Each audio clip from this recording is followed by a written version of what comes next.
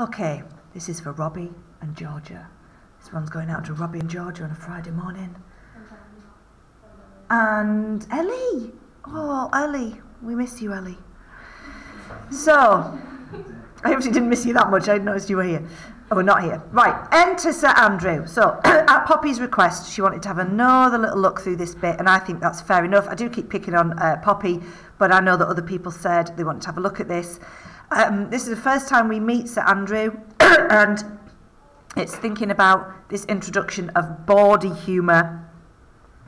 And it's all just very general, blah, blah, hello, how are you, bless you, fair shrew. Does he mean this as a compliment? Probably.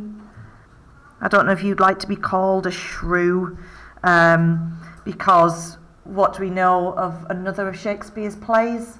Didn't exactly turn out. Exactly, the taming of the shrew often means a woman who is bad-tempered, nags you all the time.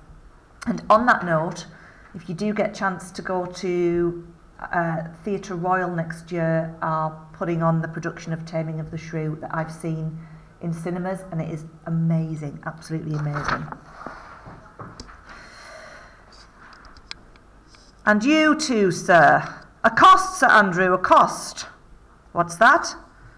My niece's chambermaid. And so Sir Andrew misinterprets this as her name. Good mistress, accost.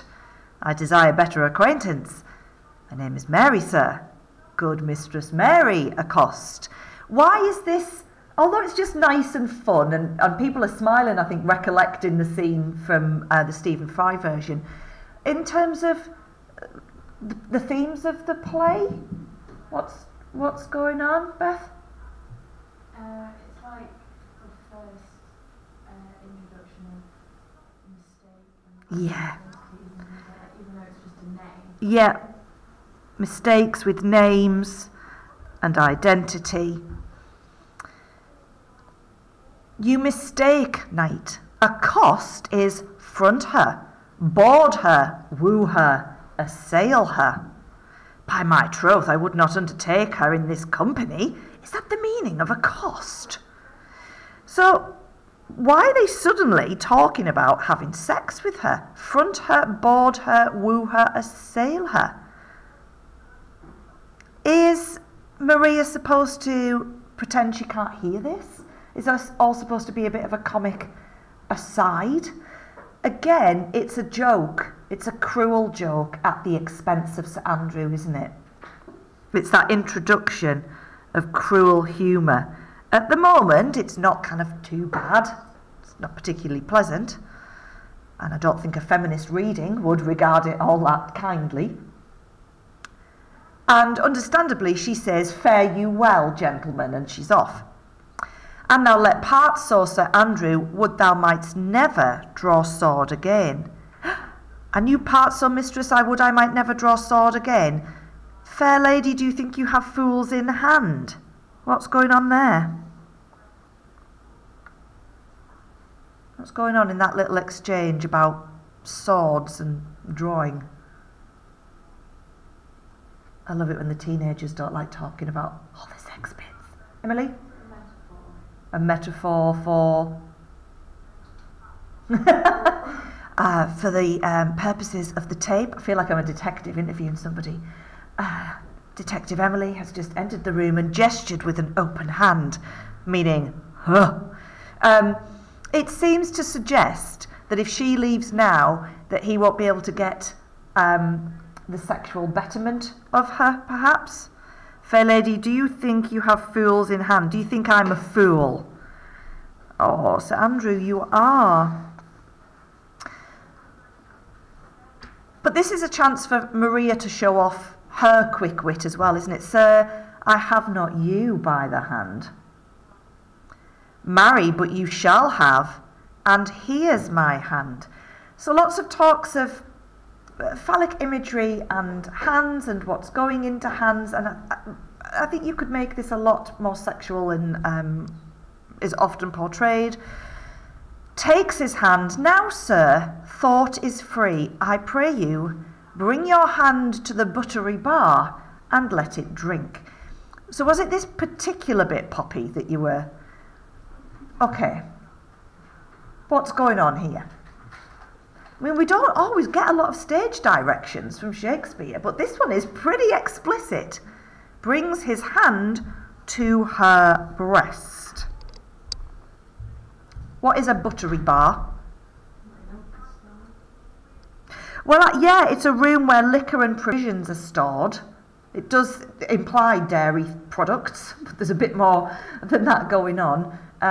Lots of universities with their like their common rooms and their will have a buttery bar.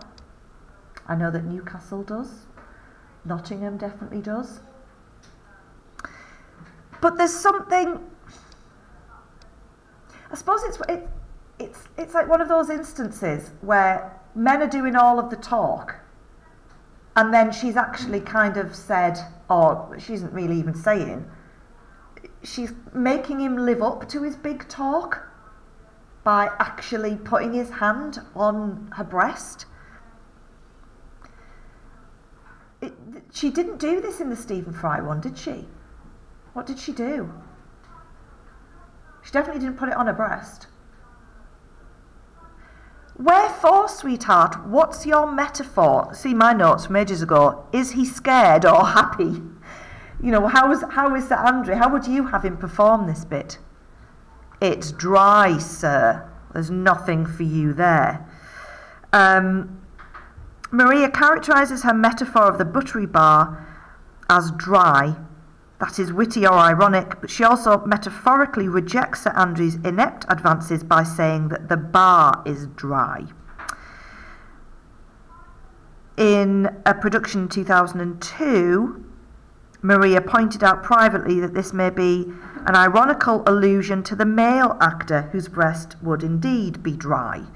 So, how is this helpful to us? If this thing about it being dry calls attention to a male actor playing Maria, it's that thing about layers upon layers of gender identity, and how when you start to involve gender misidentity and playing around with gender, it seems like it's all well and good until sex is involved, and that's when you're going to have issues, problems, or comedy. And that's what they're going for in this play, isn't it? That it's just going to be funny. Why, I think so. I am not such an ass, but I can keep my hand dry. But what's your jest? So, is he trying to say that he's not impotent, right? That he can look after himself, but he still doesn't seem to get what she's taking the mick out of him for. And again, this sets up Sir Andrew's character for the rest of the play. This is what he's like, isn't it? A dry jest, sir. Are you full of them?